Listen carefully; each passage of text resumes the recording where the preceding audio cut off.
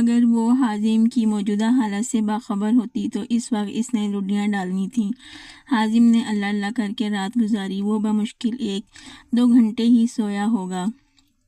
صبح خلاف معمول وہ جلدی اٹھا اور فجر کی باجماعت نماز بھی ادا کی، ورنہ اکثر وہ فجر کی تو قضا نماز ہی پڑھا کرتا تھا۔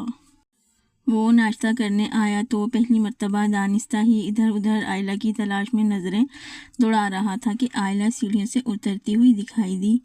وہ میرون کلر کے فلیٹر کرتی اور گولڈن کلر کے دوپٹے اور ہم رنگ کیپری زیب تن کیے حازم کے دل کی حالت سے بے پرواہ اس کی دھڑکنیں مزید تیز کر رہی تھی۔ اس سے پہلے کہ وہ اپنے اوپر طاری اس عجیب کیفیت سے نکلتا، آئلہ اس پر ایک ناراض نگاہ ڈالتی کچن کی طرف بڑھ گئی اور اپنی چچی کو اللہ حافظ کہتی گھر سے باہر نکل گئی۔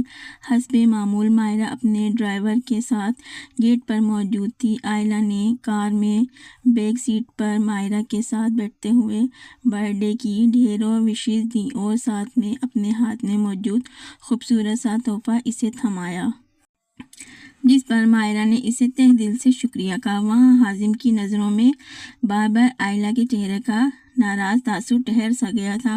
وہ بے دلی سے ناشتہ کر کے اٹھا اور بوجھل قدموں سے چلتا آفس جانے کی تیاری کرنے لگا۔ وہ جب گھر آیا تو آئلہ گھر پر نہیں تھی۔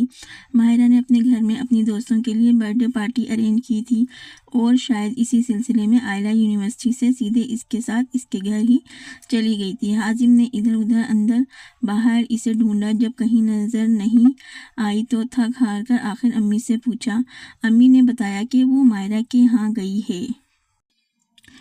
اسے ان کے لہجے میں ناراضگی محسوس ہوئی تو پوچھا، امی کیا بات ہے، آپ ناراض ہیں مجھ سے؟ ہاں بیٹا ایسا ہی سمجھ لو، انہوں نے بغیر لگی لپٹی کہے سیدھا سیدھا جواب دیا۔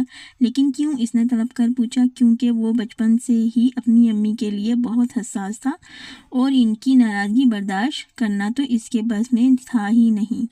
مجھے آئلہ نے کل تمہارے نکاح کی خواہش کے پیچھے چھپی تمہاری نیک نیتوں کا متعلق بتایا۔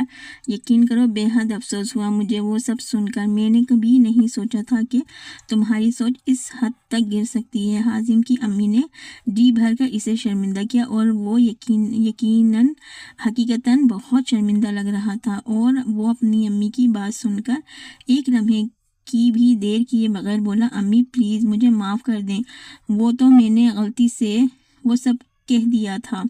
یقین کریں میں بہت شرمندہ ہوں اپنی اس حرکت پر اور میں آئلہ سے معافی مانگنا چاہتا ہوں، پر پلیز آپ مجھ سے ایسے ناراض مت ہوں۔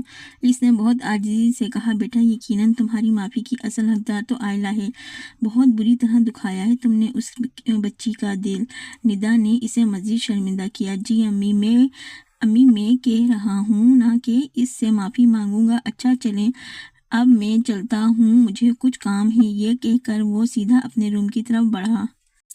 آئلہ کے واپس آنے کے بعد حازم نے اس سے بات کرنے کی کوشش کی تو اس نے فوراً اس کی کوئی بھی بات سننے سے انکار کر دیا۔ اب حازم زبردستی تو کچھ نہیں کہہ سکتا تھا، سو چپ چاپ اپنے روم کی طرف چل دیا۔ حازم 2 دن تک یوں ہی اس کے آگے پیچھے پھرتا رہا، پر آئلہ نے بھی اسے گھاس نہ ڈالنے کی قسم کھا رکھی تھی۔ پھر حازم کو کسی ضروری میٹنگ اور چند ایک دوسری ضروری کاموں کے سلسلے میں کچھ دن کے لیے آؤٹ آف سٹی جانا پڑا۔ وہاں جا کر بھی آئلہ مکمل طور پر اس کے خیالات کا لازمی حصہ بنی رہی۔ وہ اسے سامنے منانے کے مختلف آئیڈیاز کے متعلق بھی بہت کچھ سوچتا رہا۔ جب حازم واپس گھر آیا تو اس کی تایا اپنی فیملی سمیت عمرہ کر کے گھر واپس آ چکے تھے، اس لیے گھر میں کافی رونق لگی تھی۔ وہ سب لوگوں سے مل کر اپنے روم میں آیا۔ دوپہر کا وقت تھا، اس نے کھانا بھی اپنے روم میں ہی منگوا کر کھایا اور تھکن اتارنے کے غرض سے بیڈ پر لیٹ گیا۔ آئلہ بدستور اس کے تصورات کا حصہ بنی ہوئی تھی۔ گھر آنے پر بھی اسے آئلہ ہی نہیں نظر آئی، شاید وہ اپنے روم میں تھی۔ اس کے متعلق سوچتے سوچتے وہ پھر سے سو گیا۔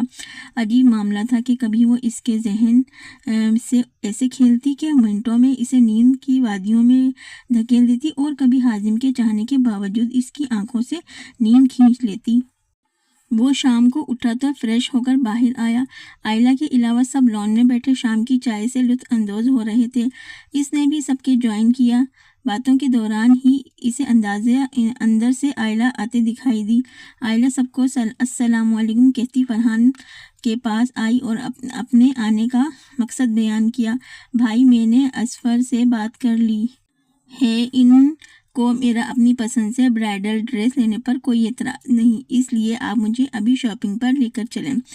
जहां फरहान आयला की बात मानते हुए इसे जल्दी से शॉपिंग पर जाने के लिए तैयार होने का कह रहा था, वहीं हाजिम का हैरत के मारे आंखें झपकना भी मुश्किल हो रहा था। आयला चहकती हुई अपना फ़ोन, चादर और पर्स उठाए अपने रूम की तरफ भागी। हाजिम बहुत मुश्किल से अपनी शिद्दत से धड़कते दिल को संभालते हुए अपने लबों को जनबशिन दी और अपने दिमाग में आता सवाल कह डाला कि आयला ब्राइडल ड्रेस की क्या बात कर रही थी? किसी की शादी है?